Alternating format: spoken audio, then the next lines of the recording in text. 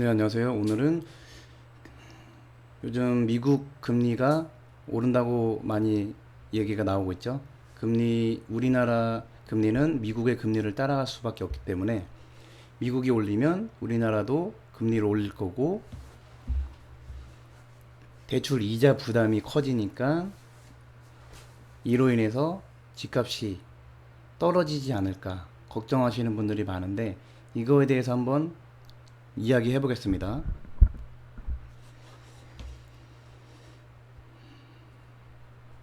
자, 우선 정부가 집값을 잡기 위해서 26번째 대책을 내놓으면서 노력을 많이 했는데 무용지물이 됐죠. 그럼에도 불구하고 집값은 계속 올라가고 있는 상황이고요.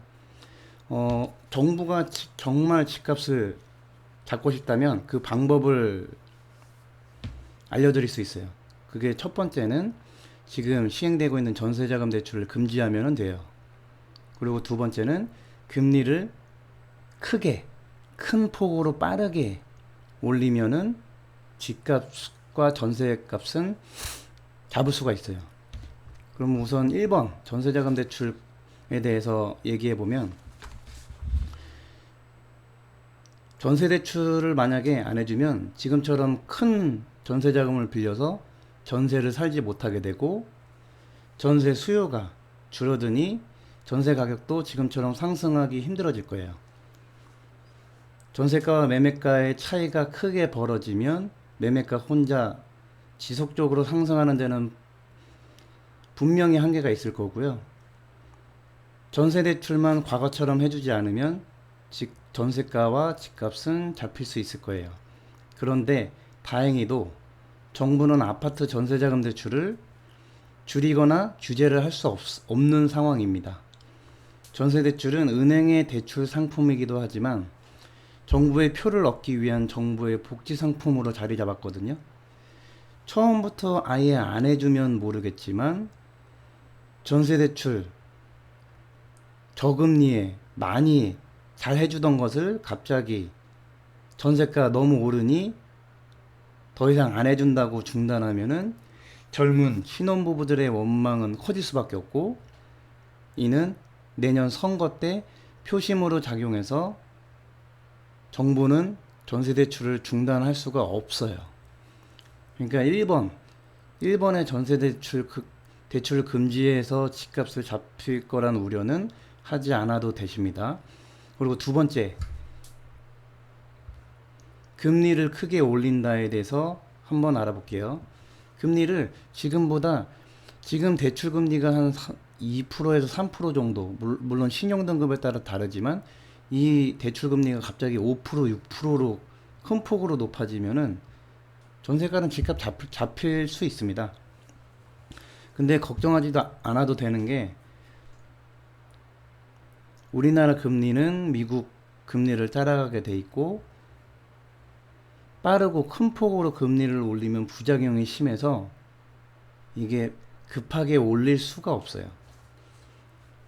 과거에는 전세 대출이 없어서 금리가 인상돼도 전세 가격은 크게 영향을 받지 않았는데, 이제는 전세 대출이 대중화돼서 금리가 인상되면 전세 가격에 영향을 줍니다.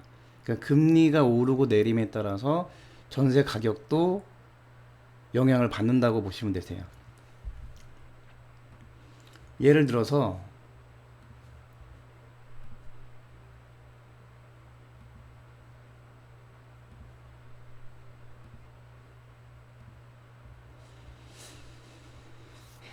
전세 대출 3억을 여러분들이 받는다고 해볼게요.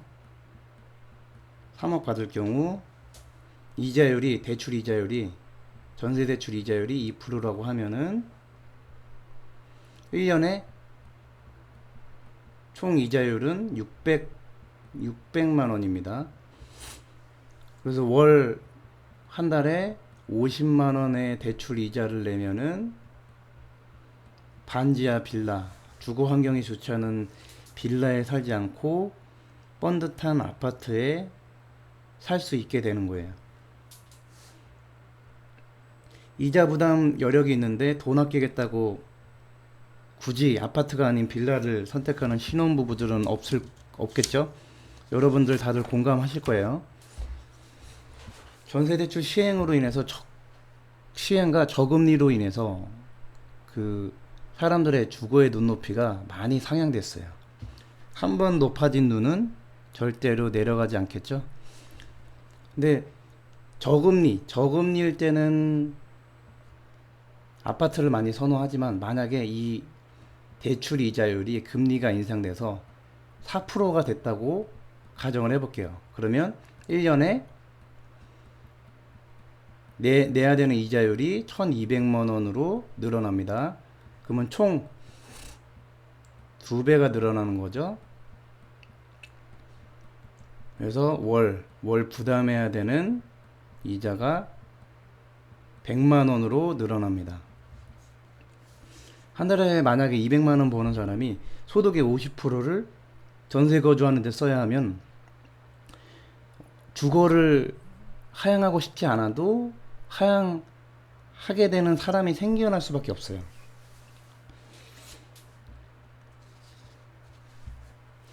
더 이상 이제 아파트에 거주하기는 힘든 상황이 되겠죠? 그럼 아파트의 아래 주택에 속하는 빌라, 오피스텔, 단독으로 전세 수요자들이 일부 빠져나갈 거고, 아파트 전세 가격은 최소한 지금처럼 매물이 부족하거나 폭등하지는 않게 만들 수 있어요.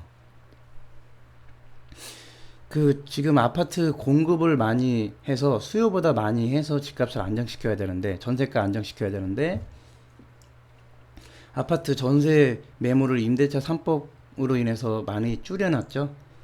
그리고 아파트 공급으로 인해서 전세 매물 내놓기도 불가능하니까 현재로서 할 수 있는 최선은 아파트의 전세 수요를 다른 주택 유형으로 돌리는 방법밖에 없어요. 그럼 아파트 전세가는 일시적으로, 단기적으로는 주춤하게 만들 수 있어요. 근데 이는 지속적이고 장기적인 요인이 아니라 단기적이고 일시적인 효과만 줄 거예요.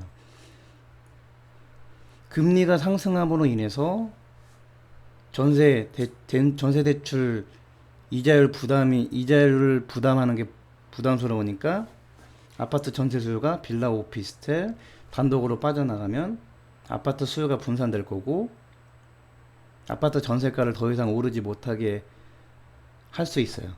그러나 결국 여러분이 여기서 아셔야 될 포인트는, 결국 아파트 공급이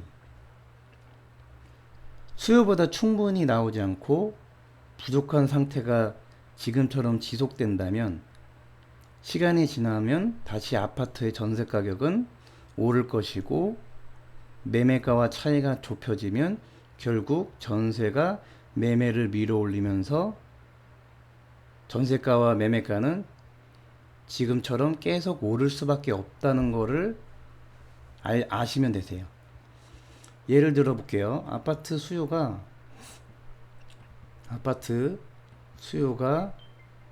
5가 있었고 공급이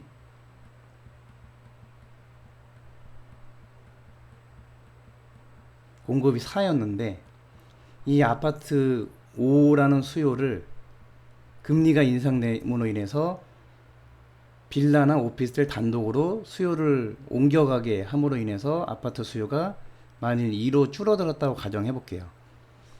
그러면 수요와 공급의 법칙에 따라서 공급이 더 많으니까 아파트의 전세 가격은 우선 잠잠해질 수 있겠죠. 그런데 시간이 지나면 어떻게 될까요? 시간이 지남에도 불구하고 아파트의 공급이 안 나와. 전세 공급이 안 나오면은, 그래서 아파트의 공급이 지금은 4인데 1로 감소하면 어떻게 될까요? 다시 수요는 2고 공급이 1이기 때문에 전세가랑 매매가는 어차피 다시 오르게 된다고 보시면 되세요. 그러니까 전세대출 규제나 금리 인상으로 아파트 수요를 다른 주택으로 잠깐 분산시켜서 급한 불을 끌 수는 있지만, 그 그 전세가와 집값 상승의 원인인 불씨는 꺼트리지 못한다고 보시면 되세요. 아파트 공급 부족이 불씨라고 보시면 되고, 이 불씨가 완전히 꺼지지 않고 남아있는 한 시간이 지나 아파트 전세 가격이 오르고 매매가를 오르게 만드는 결과를 초래할 뿐인 거예요. 공급이 부족하면 전세 대출을 규제하든 금리가 오르던 집값은 잡히지 않습니다.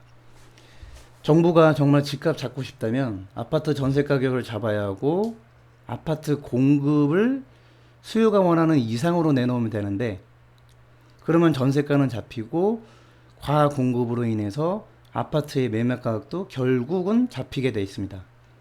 그런데 여러분 걱정하지 않으셔도 되는 게, 현재 정부가 아파트 공급한다는 그런 계획들이 잘 진행되고 있는지 한번 생각해 볼 필요가 있어요. 허황되고 얼토당토한 공급 계획, 청사진이 아니라 실제 사람들이 들어가서 살 수 있는 입주가 가능한 아파트 공급이 나와야지만 집값은 안정시킬 수 있습니다. 네, 설명은 여기까지 하고요. 구독과 좋아요 꼭 눌러주시고 벼락거지 면하시길 바랍니다.